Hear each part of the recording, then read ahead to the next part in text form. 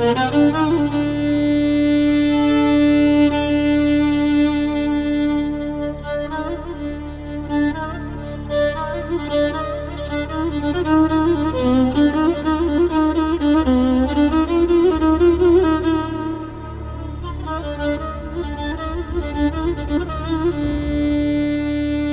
afat kara yerler başına, sanki yer yerinden yarılmış gibi.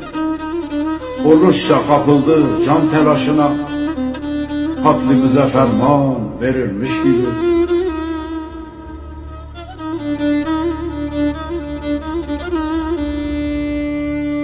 Altı Şubat sabaha karşı, çığlıklar inletti küre-i arşı.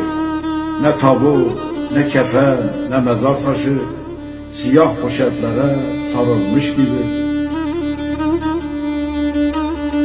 Hatay, Adıyaman, Maraş, Malatya, Antep, Kilis, Osmaniye, Urfa, Diyarbakır, Adana, nice canlar evsiz kaldı açıkta.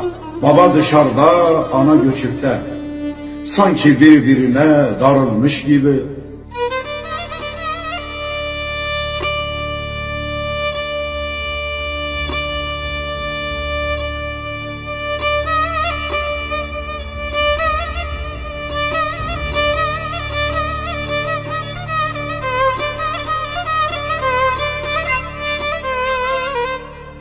Dağlar isyan eder, dayanmaz buna. Analar sarılmış yavrularına. 10 vilayet boyandı kanla, yığın yığın kurban verilmiş gibi.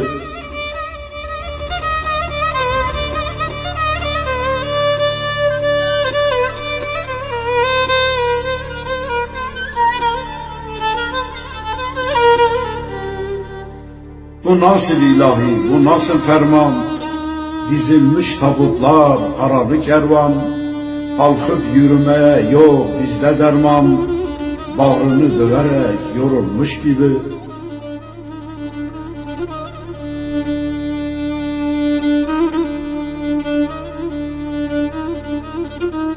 Geçmez Mahmut Erdal bu kara günler, kimi ağlar, sızlar, kimisi inler. Nice delikanlı, nice gelinler, enkaz yığına sarılmış gibi.